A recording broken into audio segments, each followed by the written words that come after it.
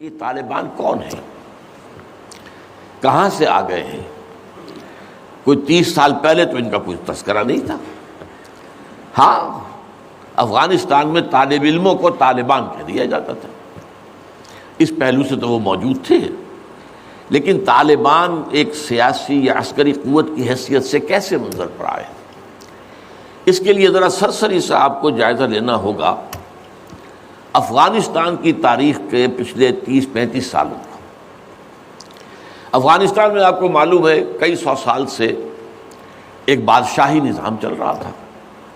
اور اکثر و بیشتر بڑا اطمینان کے ساتھ چل رہا تھا، امن کے ساتھ چل رہا تھا۔ اگرچہ افغانستان کے جو دیہی علاقے تھے ان میں رہنے والوں کی جو اکثریت، عظیم اکثریت ہے، وہ بڑی شدید مذہبی انداز کی تھی، نماز، روزہ اور اس پردہ، حجاب، یہ ان کے کلچر میں شامل ہے۔ یوں سمجھیے کہ یہ مذہب ہونے کا پہلو بعد میں آتا ہے، ان کے کلچر کا جز ہے۔ لیکن یہ ہے کہ جو بڑے شہر تھے، خاص طور پر کابل، وہ پوری طرح ویسٹرنائز ہو چکا تھا بادشاہ کے نظام کے تحت۔ جب شاہ ظاہر شاہ آئے تھے ایک دفعہ پاکستان، ان کے ساتھ ان کی بیگم بھی تھی ملکہ، اور وہ سکرٹ پہنے ہوئے تھی، ٹانگیں ان کی ننگی تھی، تو لوگ بڑے حیران ہوئے تھے، افغانستان، افغان بادشاہ کی بیگم جو ہے، افغان ملکہ اس لباس میں۔ لیکن واقعہ یہی ہے کہ کابل جو ہے پورے طور پر ویسٹرنائز تھا، اکثر و بیشتر وہاں بھی جو لوگ نچلے طبقات میں تھے ان کے اندر ظاہر بات ہے کہ مذہب کا وہ جو کلچر ہے ان کا وہ موجود تھا۔ اس کیفیت میں ایک سڈن چینج آئی جب سردار داؤد خان نے تختہ الٹا ظاہر شاہ کا، اور ان کی لیننگز جو ہیں، رجحان جو ہیں، وہ روس کی طرف زیادہ تھے، لیکن یہ کہ وہ کوئی خالص نظریاتی کمیونسٹ نہیں تھے۔ اس کے بعد آپ کو یاد ہوگا یکے بعد دیگرے کئی قتل ہوئے۔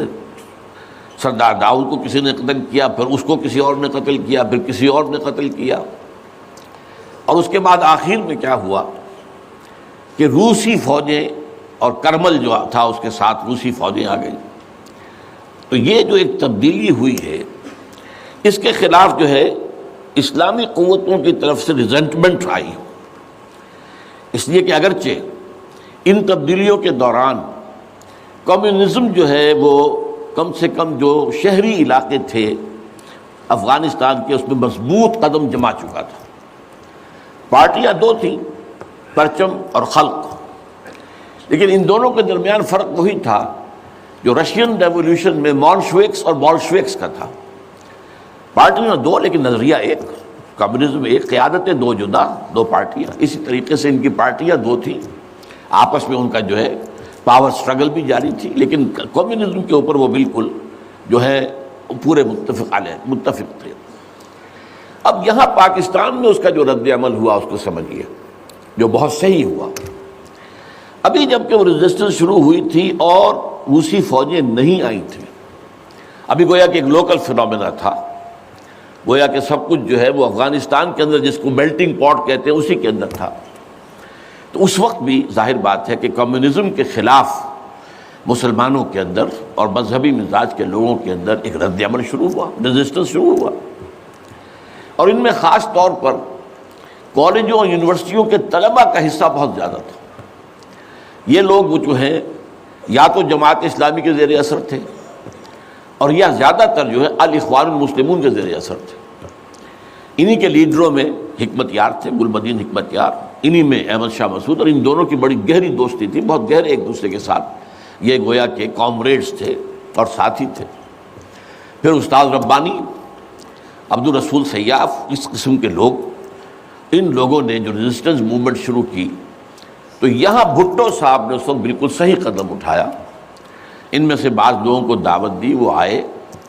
دارالحکومت میں، بھٹو صاحب کے مہمان رہے، ان کی پیٹھ تھپکی کہ ٹھیک ہے کرو کوشش، اور یقیناً کچھ نہ کچھ جو ہے انہیں مدد بھی دی ہوگی، لیکن یہ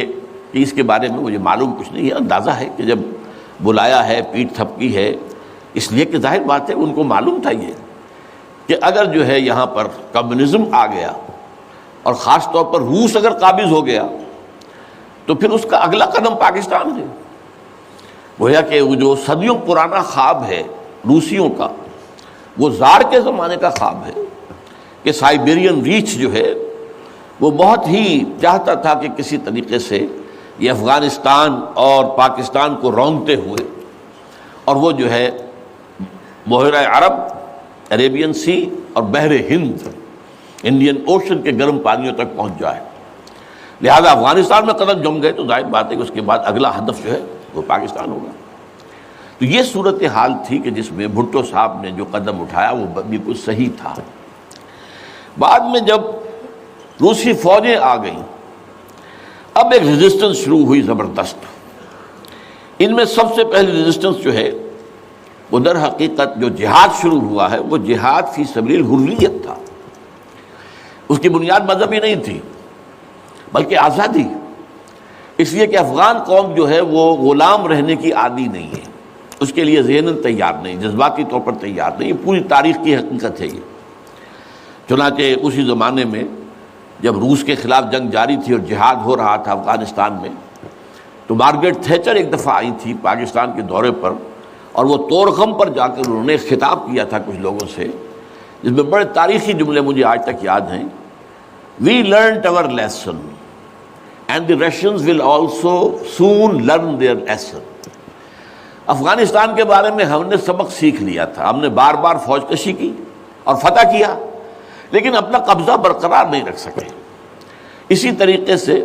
بالفرض اگر روس نے قبضہ کر بھی لیا تو وہ یہاں رہ نہیں سکے گا۔ یہ سبق جو ہے ہم نے تو سیکھ لیا ہے، روسی بھی سیکھ لیں گے۔ بہرحال اس وقت جو صورتحال پیدا ہوئی اس میں ایک فیکٹر جو نیا آیا اس کو ذہن میں رکھیے۔ اس وقت پورے عالم اسلام میں احیاء اسلام اور نفاذ شریعت کا ایک جذبہ پروان چڑھ رہا تھا۔ یہ جذبہ شروع ہوا ہے کب؟ جب کہ کولونیل رول کا بستر طے ہونا شروع ہوا۔ یہ یورپین جو پاورز تھی انہوں نے اپنا بستر رول کرنا شروع کیا، تو جیسے جیسے مسلمان ممالک آزاد ہوئے ان کو یاد آیا، جیسے آدمی کو نیند سے اٹھے تو یاد آیا کہ میں نے کوئی خواب دیکھا تھا، یاد آیا کہ ہمارا بھی تو ایک نظام ہوتا تھا نا،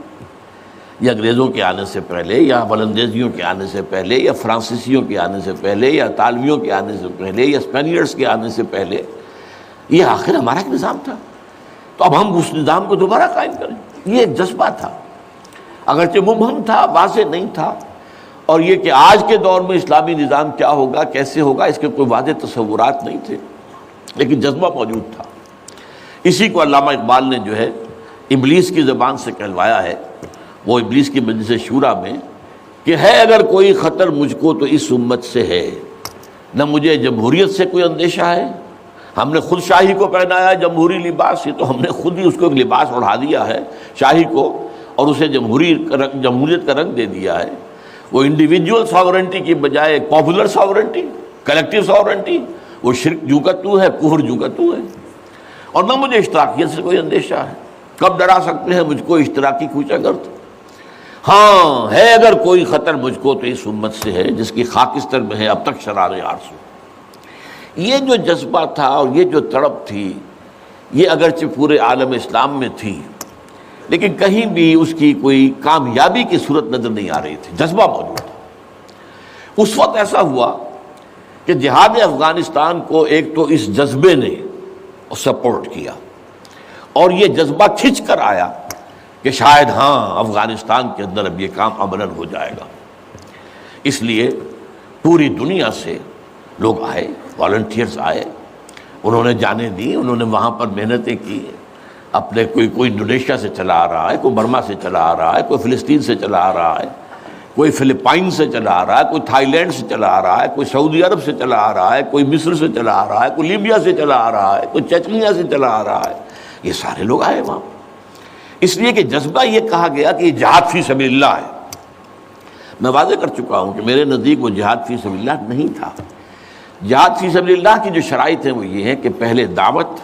اور اس میں اتمام حجت، پھر جو دعوت کو قبول کرے انہیں منظم کرنا، ڈسپلن آرگنائزیشن میں لانا،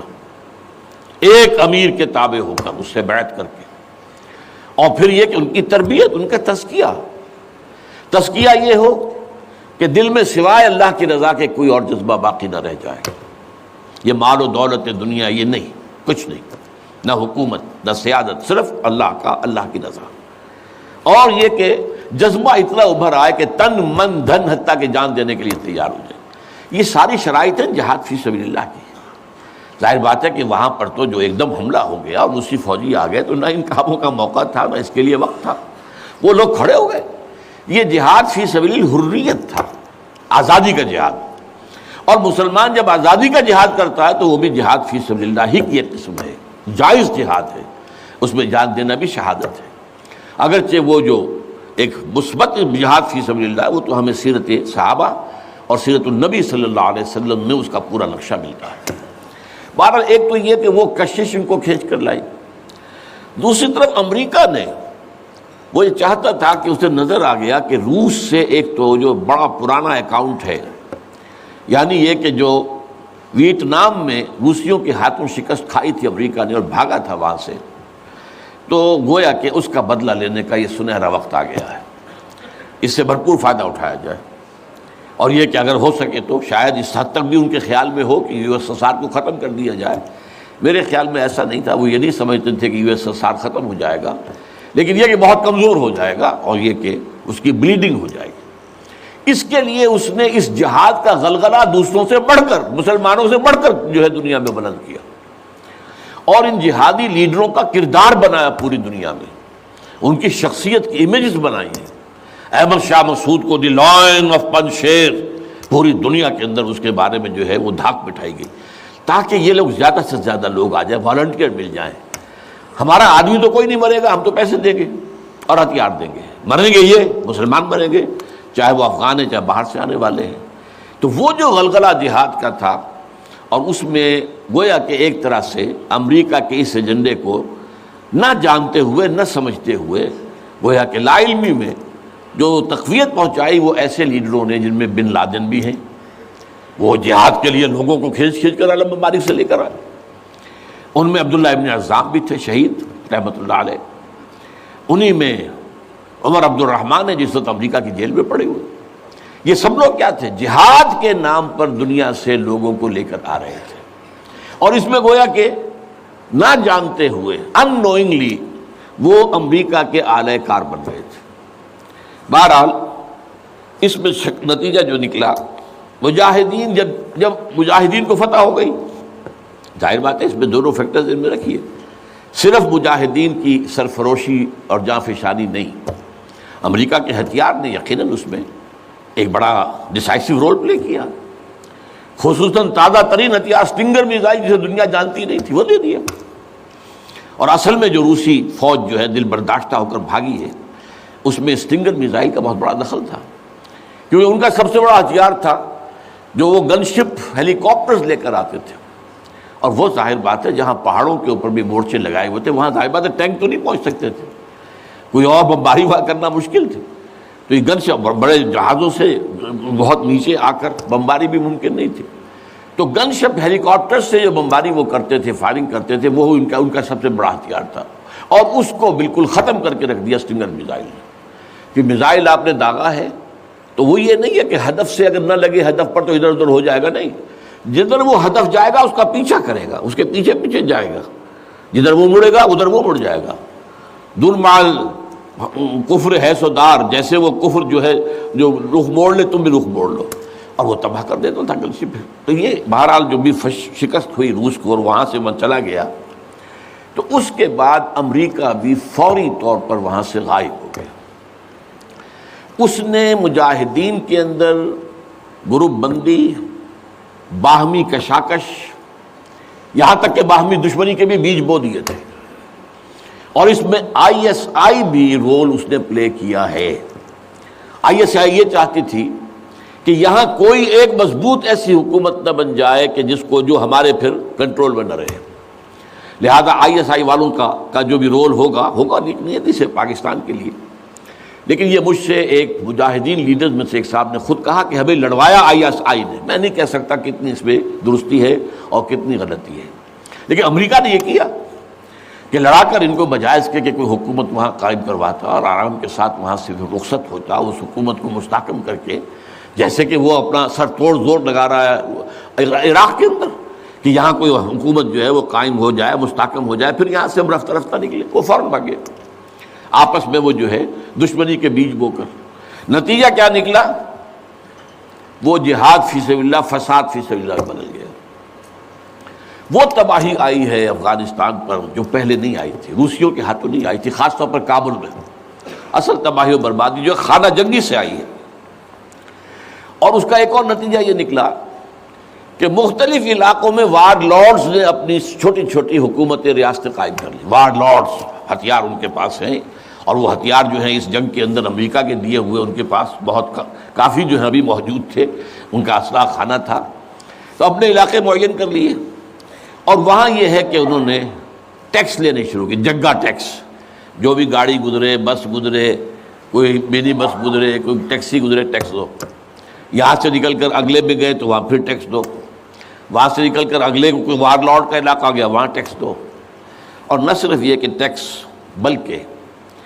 وہ یہ بھی کہا جاتا ہے کہ وہ خوبصورت عورتوں کو بھی اتار لیتے تھے اور خوبصورت لڑکوں کو بھی اتار لیتے تھے۔ یہ جو صورتحال تھی، اس سے افغان لوگوں کا کہ ناک میں دم آ گیا، سخت پریشان ہو گئے۔ اچھا، یہ جو میں نے کہا ہے کہ یہ امریکہ نے جو مجاہدین کی قیادت تھی اسے آپس میں لڑا کر پھر یہاں سے بھاگ جانے کے اندر آفیل سمجھی، اس کی وجہ یہ تھی امریکہ کو اندیشہ تھا کہ یہ لوگ پڑھے لکھے جدید تعلیم یافتہ ہیں، یہ انجینئرز ہیں، گلبدین حکمت یار، احمد شاہ مسعود، استاد ربانی بڑے عالم ہیں، فاضل ہیں، عبد الرسول سیاب الازہر کے پڑھے ہوئے تھے، اسی طریقے سے صبغت اللہ جو ہیں وہ بھی بڑے عالم آدمی تھے اور پڑھے لکھے آدمی تھے، جدید تعلیم یافتہ بھی اور قدیم تعلیم یافتہ بھی۔ تو اس اعتبار سے انہیں اندیشہ تھا ان لوگوں کی حکومت بن گئی اگر تو یہ ایک ماڈرن اسلامک اسٹیٹ بنا دیں گے، اور یہ وہ شے ہے جو ہمارے لیے سب سے زیادہ خطرناک، سب سے زیادہ ناپسندیدہ معاملہ ہوگا، اس لیے کہ اگر واقع طرح کی ماڈرن اسلامک اسٹیٹ وجود میں آ گئی تو ہمارے نظام کا خاتمہ ہو جائے گا۔ وہ تو یہ کہ سورج طلوع ہوتا ہے تو تاریکی تو جائے گی، رات کو تو جانا ہی جانا ہے، وہ تو جب تک سورج طلوع نہیں ہوتا رات کی تاریکی ہے، یہ انہیں اندازہ تھا خوب۔ بہرحال اس لیے انہوں نے خاص طور پر ان کو آپس میں لڑایا بھی۔ اس کے بعد یہ ہے کہ جب افغانستان کے لوگوں کے ناک میں دم آ گیا تو اب یہ ایک مرد مجاہد ملا عمر کھڑا ہوا، وہ کوئی بڑا عالم دین نہیں بلکہ پوری طرح جو ہے وہ تعلیم یافتہ بھی نہیں ہے عربی مدارس وغیرہ سے، اور ان کے ساتھ عربی مدارس کے طلباء طالبان وہ کچھ کھڑے ہو گئے، کمر کس لی کہ اب یہاں کسی طرح امن قائم کیا جائے۔ یہ پکار ایسی تھی کہ جو گویا کہ افغانوں کے دل کی پکار تھی، تنگ آئے ہوئے تھے ان وار لارڈ سے اور ان کے مظالم سے اور ان کے استحصال سے، لہذا وہ جہاں گئے ان کا استقبال ہوا۔ بہت سے لوگوں نے اپنے ہتھیار ان کے حوالے کر دیے، یہاں تک کہ گلبدین حکمت یار جو بالکل کابل کے پاس پڑا ہوا تھا اپنی فوجیں لے کر، اور گویا کہ وہ کسی فائنل اسالٹ کی تیاری میں تھا، جب یہ آئے ہیں تو اس نے راستہ دے دیا اور خود پیچھے ہٹ گیا۔ اس طریقے سے یوں سمجھیے کہ در حقیقت افغانستان میں ان طالبان کی حکومت جو ہے یہ گاڈ گیون ہے۔ وہ جو ایک شعر ہے کہ خود بخود تیار ہے پکے ہوئے پھل کی طرح، دیکھیے گرتا ہے آخر کس کی جھولی میں فرنگ۔ تو یہ حالات نے اس درجے صورت اختیار کر لی تھی کہ یہ طالبان کو کوئی ریزسٹنس نہیں ملی اور ان کی جو ہے ایک حکومت قائم ہو گئی، بلکہ یہ گویا کہ اللہ تعالیٰ کی جو ہے حکمت کا ایک ظہور ہوا ہے۔ اس میں امریکہ نے اور امریکہ کے کہنے پر پاکستان نے، سعودی عرب نے، امارات نے طالبان کو سپورٹ کیا۔ بے نظیر کی حکومت تھی، کہاں بے نظیر جیسے سیکولر ذہن کی اور آزاد خیال قسم کی عورت، کہاں طالبان مولوی ملاٹے ان کے خیال کے مطابق۔ سعودی عرب نے امریکہ کے حکم سے مدد دی، امارات نے مدد دی، پاکستان نے تسلیم کر لیا، سعودی عرب نے تسلیم کر لیا اور امارات نے تسلیم کر لیا۔ ان کی جو ہے ایمبیسڈرز وہ آ کر یہاں بیٹھ گئے۔ اس کی وجہ کیا ہے؟ امریکہ سمجھتا تھا یہ ٹھیک نہیں، یہ ملا ملاٹے ہیں، انہیں کوئی دنیا کا تو علم ہے نہیں، یہ جانتے ہی نہیں، لہذا ان سے کھیلنا آسان ہے، انہیں ہم اپنی انگلیوں پر نچائیں گے، ان کو کٹ پتلی بنا لیں گے۔ اس پہلو سے انہوں نے کہا کہ یہ اچھا ہے، یہ لوگ اگر آ جائیں تو ٹھیک ہے، وہ خطرہ نہیں ہے کہ یہاں کوئی ایک ایسا اسلامی نظام سامنے آ جائے جو جدید دنیا کے تمام تصورات اور تقاضوں کو بھی پورا کرتا ہو اور کتاب و سنت کے تقاضوں کو بھی پورا کرتا ہو، اس کا کوئی اندیشہ نہیں ہے، لہذا انہیں مدد دی۔ لیکن ہوا کیا؟ دو کام ایسے ہوئے ہیں کہ ایک تو افغانستان کے 90% علاقے پر قبضہ جو ہوا تو امن، کلی امن، چوری ختم، ڈکیتی ختم، زنا بالجبر ختم، زنا ختم، تو اب آنکھیں کھل گئی امریکہ کی یہ کیا ہو رہا ہے؟ اور ملا عمر کے ایک حکم پر پاپی کی کاشت زیرو۔ اب یہ ہے کہ کفر کے ایوانوں میں پوری دنیا میں خطرے کی گھنٹیاں بجیں۔ یہ معاملہ کیا ہے؟ نارضت عشق کے خونی جگرے پیدا شد، حسن لرزید کے صاحب نظرے پیدا شد۔ یہ تو ہم جس سے ڈر رہے تھے، جس کا ہمیں خوف تھا، جس کا ہمیں اندیشہ تھا، وہ تو حقیقت سامنے آ رہی ہے۔ ابھی تو پورا نظام کی کوئی بات نہیں ہے، ابھی تو انہوں نے چند سزائیں نافذ کی ہیں، اس سے زیادہ تو ابھی ان کا کانسرٹ بھی کوئی نظر نہیں آیا۔ ہم خود جب گئے ہیں وہاں پر، میں ایک وفد لے کر گیا ہوں، تو نہ ان کے ذہن میں کوئی سیاسی نظام کا کوئی واضح تصور تھا، نہ میں نے ان سے پوچھا آپ کی کوئی پارلیمنٹ مجلس شورا مجلس سے ملی کہ نہیں کوئی نہیں ہے، نہ کوئی معاشی نظام کا ان کے سامنے نقشہ تھا۔ میں نے پوچھا کہ آپ کے یہاں بینک ہیں کہ نہیں ہے، میں نے کہا آپ اپنا پیسہ کہاں رکھتے ہیں؟ ہمارے پاس پیسہ ہے ہی نہیں۔ مطلب یہ کہ یہ کوئی نظام کی بات تھی نہیں، لیکن یہ کہ چوری کا ہاتھ کاٹنا، زنا کی سزا دینا، رجم کرنا، قتل کے بدلے قتل علی الاعلان میدان کے اندر، اور سر جو ہے قلم کرنا یا سینے کے اندر۔ ایک صاحب نے جو کہ آئی وٹنس تھے، انہوں نے دیکھا تھا کہ ایک شخص نے ایک دوسرے شخص کو قتل کیا سینے میں خنجر بھونک کر۔ اب اس کو پکڑ کر رسیوں سے باندھ کر لا کے ڈال دیا گیا اسٹیڈیم کے اندر، کھلا اور ٹھٹ لگے ہوئے لوگوں کے دیکھ رہے ہیں، اور اس کی بیوی سے، مقتول کی بیوی کے ہاتھ میں خنجر دے کر کہا گیا بھونکو اس کے سر، اس کے سینے کے اندر، اور اس نے کیا۔ اب یہ جو مناظر ہیں، ان کو دیکھنے کے بعد کیا کہیں کوئی جرم رہ جائے گا؟ جیسے کہ اس سے پہلے بھی تھا معاملہ دنیا کے سامنے کہ سعودی عرب جو ہے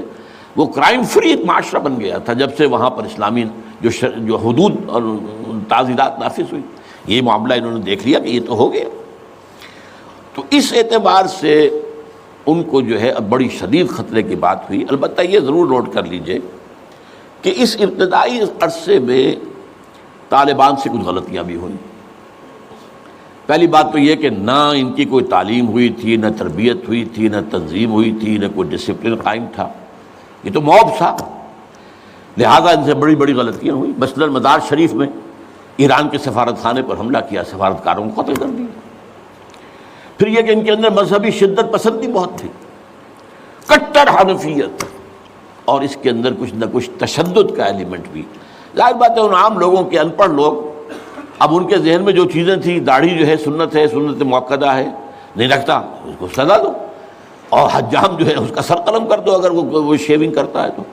اسی طریقے سے پردے کا شدت کے ساتھ نفاذ کیا گیا، عورتیں باہر کیوں نکلیں، اپنے گھروں میں رہو، یا یہ کہ پورا برقع لے کر نکلو،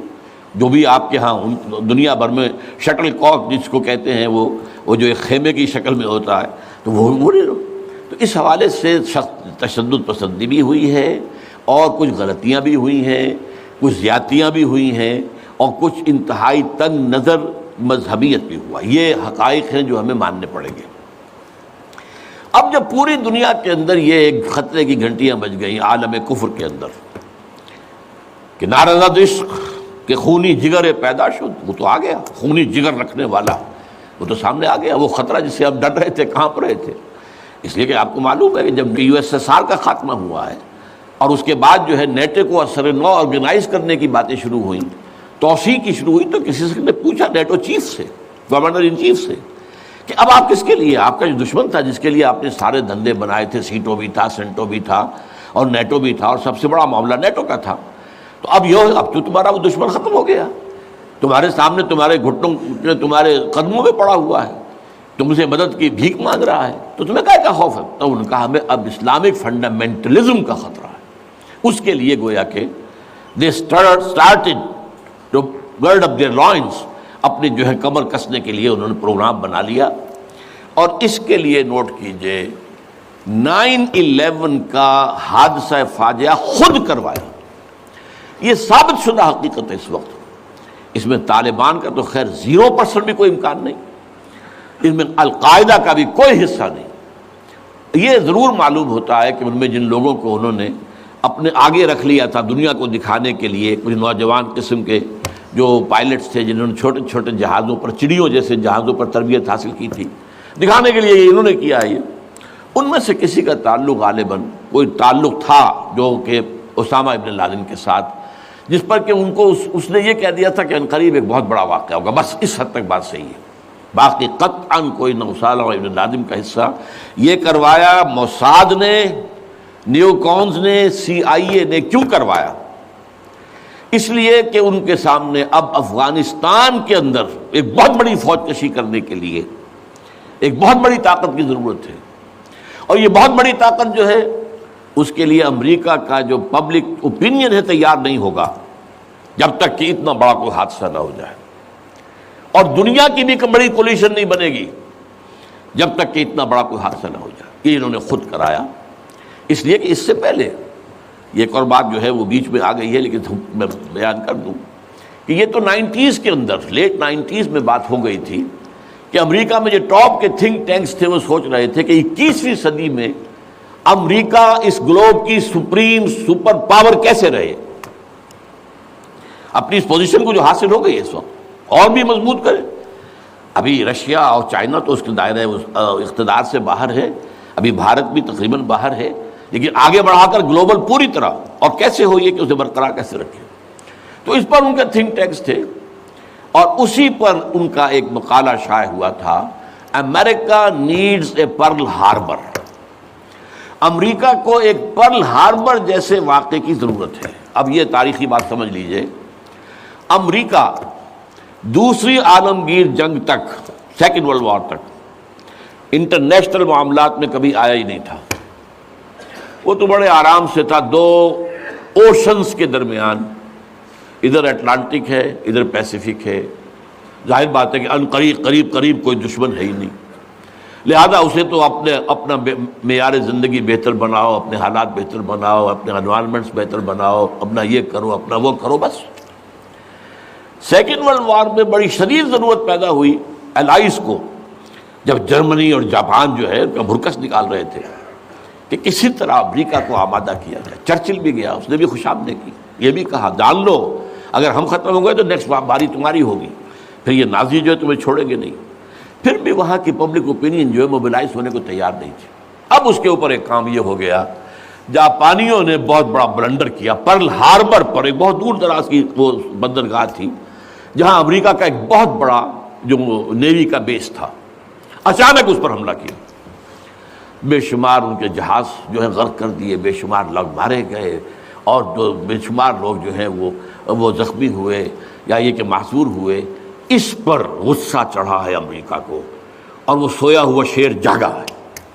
اور اس پر پھر وہ سیکنڈ ورلڈ وار میں آیا میدان میں، اور ظاہر بات ہے کہ جرمنی کو شکست اسی نے دی ہے، اور یہ ہے کہ اسی کی فوجیں تھی کہ جو اتری ہیں نارمنڈی کے ساحل کے اوپر، اور اس کے بعد جو ہے پاسا پلٹا جنگ کا۔ تو اس اعتبار سے یہ خیال کیا گیا کہ کوئی نہ کوئی پرل ہاربر جیسا حادثہ اگر نہیں ہوگا تو امریکن پبلک اوپینین نہیں کھڑی ہوگی، نہ وہ خرچ جو ہے وہ اس کے لیے منظوری دینے کو تیار ہوں گے۔ آخر billions and billions and billions کا معاملہ ہوتا ہے، یہ کوئی ملینز کا تو نہیں ہوتا، لہذا اس کے لیے ظاہر بات ہے کہ وہ کانگریس اور سینیٹ اور یہ سب جو ہے یہ اگر اس کے لیے منظوری دیں تبھی تو ہوگا نا۔ تو امریکہ نیڈز اے پرل ہاربر، یہ بات ذہن میں رکھیے۔ اس لیے انہوں نے خود وہ پرل ہاربر امریکہ میں کرایا، اور اس میں پھر پوری دنیا میں دہشت گردی کا خطرہ اور دہشت کا خوف، اور سب سے بڑھ کر امریکہ میں جو سیکیورٹی میجرز لیے گئے ہیں امریکہ میں، ان کا آپ تصور نہیں کرتے۔ بلینز اور بلینز آف ڈالرز جو ایک شخص کی طرح سے لی جا رہی ہے، فون ٹیپ کرنے کی بھی اجازت دے دی گئی، جو امریکہ میں نہیں تھا۔ وہاں جو پرسنل آزادیاں تھیں، انفرادی آزادیاں، ان کا بڑا چرچا تھا، وہ تو ان کا بڑا چیمپئن تھا، لیکن یہ کہ سارا جو ہے ان کی پرائیویسی کا بھی بیڑا غرق، ان کا یہ سب کچھ، ان کے اوپر پابندیاں، اور جو کچھ بھی باہر سے آنے والے ہیں ان کا جس طریقے سے وہ اپنے ایئرپورٹس کے اوپر جو ہے تقریباً نیم برہنہ کر کے ان کی جو ہے تلاشی لینا، یہ سارا کچھ، اور اس پر جو انہوں نے اپنے پورا نظام بنایا انٹیلیجنس کا اور معلومات پہنچانے کا، اس کے اوپر ان کا بے شمار خرچ ہوا۔ بہرحال اس میں عیسائیوں کی صلیبی جنگ کا جذبہ بھی شامل کر دیا گیا۔ ایک امریکہ کی supreme soul, supreme power on earth ہونے کا مقصد۔ نمبر 2، صلیبی جنگ کا جذبہ سویا ہوا، اسے بھی جگایا۔ یہ بش نے بھی کہا تھا، لیکن بعد میں اس نے کہا غلطی ہو گئی، اس نے وہ لفظ واپس لیا تھا، کروسیڈ۔ لیکن یہ ہے کہ فلاڈلفیا، یہ جو امریکہ کا ایک اہم شہر ہے، وہاں سے ایک شائع ہوتا ہے ماہنامہ فلاڈلفیا ٹرمپٹ، اس کے مدیر نے، یہ پروٹیسٹنٹس کا ہے، اور جو ایونجلسٹ کہلاتے ہیں وہاں پر، جو کہ خاص طور پر پرچارک ہیں انجیل کے، یہ ان کا رسالہ ہے۔ اور انہوں نے یہ لکھ دیا تھا، یہ میں نے اپنے 2 کتابچوں میں کور پر شائع کیا ہوا ہے، وہ بہت خوبصورت، کہ ڈوم آف دی راک جو ہے، جو گنبد سقرا ہے، تو اس کے اوپر جو ہے بڑا خوبصورت تصویر دے کر کہ many people think that crusades are a thing of the past, over forever, but they are mistaken۔ تو دنیا میں تیاری ہو رہی ہے لاسٹ کروسیڈ کی، یہ اس کے اپنے الفاظ ہیں، اور یہ پورا ایک مکتبہ فکر ہے، ایک پورا ان کا جو ہے بہت آبادی کے اندر بہت انفلوئنشل حصہ ہے۔ پروٹیسٹنٹ کے اندر، خاص طور بیپٹسٹ کے اندر، ایونجلسٹ، یہ نیو کونس یا بورن اگین کرسچنز، یہ اصطلاحات جو ہیں اگر آپ پڑھتے ہوں، یہ سب ایک طبقہ ہے جو اصل اعلی کار ہے یہودیوں کا۔ بہرحال تو اس نے صلیبی جنگ کا بھی جذبہ شامل کر دیا، جس کا نتیجہ کیا نکلا؟ تاریخ انسانی کی عظیم ترین کولیشن بنی ہے۔ کبھی دنیا میں اتنی بڑی کولیشن نہیں بنی جتنی افغانستان کے خلاف بنی۔ امریکہ ہے، یورپ ہے، باقی ساری جو مغربی قوتیں ہیں، اور ادھر یہ ہے کہ رشیا کی بھی آشیرواد حاصل ہے، چائنا کی بھی آشیرواد حاصل ہے۔